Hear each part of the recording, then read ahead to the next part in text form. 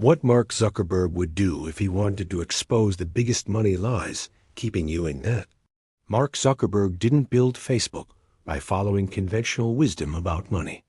While most people were being told to play it safe, get a stable job, and climb the corporate ladder, he was dropping out of Harvard to chase what seemed like an impossible dream. And here is what is fascinating. The principles that helped him build a multi-billion-dollar company are the exact opposite of the financial advice that keeps millions of people trapped in debt.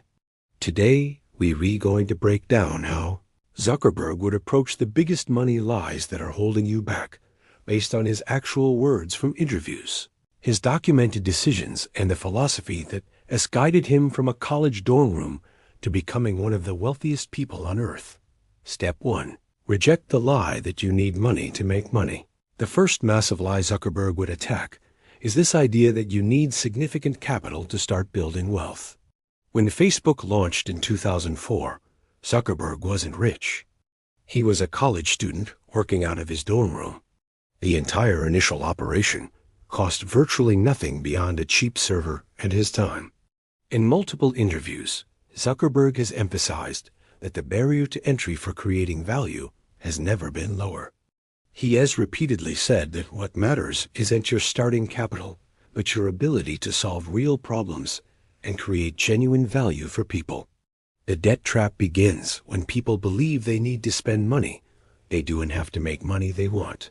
Credit cards for business expenses, loans for education that doesn't provide real skills, financing for inventory before validating demand. Zuckerberg's approach was always to build first, validate second, and scale third. He created a minimum viable product, got real users, proved the concept worked, and only then did he think about serious funding. Most people do this completely backward. They go into debt trying to look successful before they've created any actual value. If Zuckerberg were advising you today, he'd say stop waiting for permission, stop waiting for capital, and start building something people actually want with the resources you already have. Step 2. Understand that traditional education is not the only path and often a debt trap. Here's where Zuckerberg's story becomes really instructive. He walked away from Harvard, one of the most prestigious universities in the world. Now, he's not education. He's spoken extensively about the importance of learning. But what he recognized early was the difference between education and credentialism. The lie that keeps people in debt is that you must follow the traditional path of expensive universities and graduate degrees to succeed. Student loan debt in America alone exceeds $1.7 trillion. Zuckerberg saw that the actual value wasn't in the degree itself, but in the skills, connections, and opportunities for growth. In his famous commencement speech at Harvard years later, he talked about how ideas don't come out fully formed, and how the key is to get started and learn as you go. His approach to learning was intensely practical. He taught himself programming, not by accumulating credentials, but by building actual projects. When Facebook needed to scale, he didn't go back to get a master's degree in computer science. He learned from doing, from failing, from talking to people who knew more than him.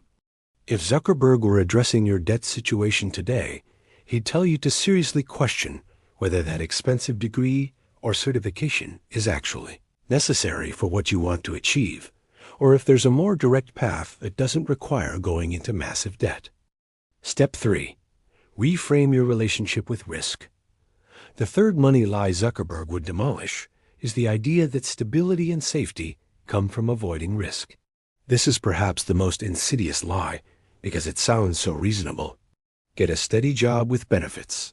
Don't rock the boat. Build up your savings slowly over 40 years. The problem is that this advice was designed for a world that no longer exists.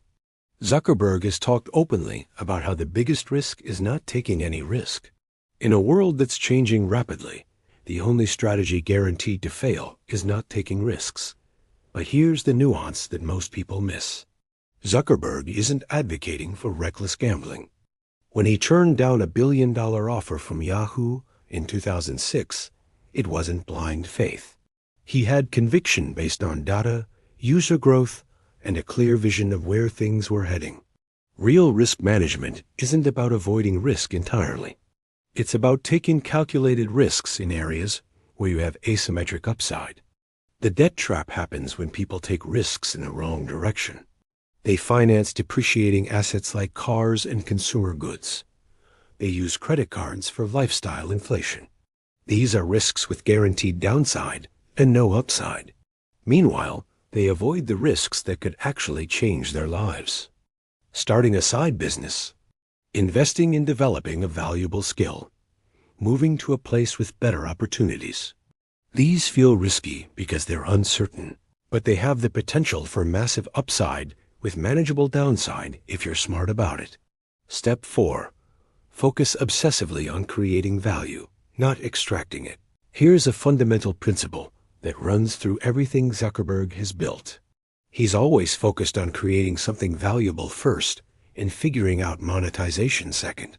Facebook was free for years before they seriously pursued advertising revenue. When they did start making money, it was because they built something billions of people found genuinely useful. The money lie here is that your primary focus should be on making money. It sounds backward, but this mindset leads directly to debt because it encourages shortcuts and extraction rather than creation. People go into debt trying to make quick money through day trading, cryptocurrency speculation, multi-level marketing schemes, or expensive courses promising overnight wealth. Zuckerberg's approach has always been different. Build something that solves a real problem. Make it so good that people can't imagine living without it. Create genuine value in the world. The money follows value creation, not the other way around. In his letter when Facebook went public, he explicitly said that they don't build services to make money, but make money to build better services. If you're in debt or struggling financially, Zuckerberg would tell you to flip your focus entirely. Stop chasing money and start obsessing over how you can create genuine value for others. What problem can you solve? What skill can you develop that people desperately need? What can you build that makes people's lives meaningfully better? Step 5. Think in decades, not days. The final and perhaps most important money lie that Zuckerberg would expose is the myth of quick fixes and instant wealth. Our culture is drowning in get-rich-quick schemes, and the debt industry thrives on impatience. People want results now, so they finance their lifestyle on credit cards. They want wealth today, so they fall for scams promising unrealistic returns. Zuckerberg's entire career has been defined by long-term thinking. He is famous for his 10-year plans and for making decisions that might hurt short-term metrics, but position Facebook for long-term dominance. When he bought Instagram for $1 billion, critics said he overpaid. When he acquired WhatsApp for $19 billion, people thought he was insane. But he was thinking in decades, while everyone else was thinking in quarters. His consistent message has been that if you're building something meaningful, you have to be willing to be misunderstood for long periods of time. You have to make decisions today that won't pay off for years. The antidote to debt isn't just making more money. It's fundamentally changing your time horizon. When you think long-term, you stop making stupid short-term financial decisions. You stop financing things you can't afford. You stop falling for schemes that promise quick returns. You start investing in skills that compound. You start building assets that appreciate. You start making decisions your future self will thank you for. Zuckerberg would tell you that the path out of debt and toward real wealth isn't a sprint or even a marathon. It's a direction you commit to for the long haul, making consistent decisions aligned with where you want to be in 10 years, not where you want to be next month.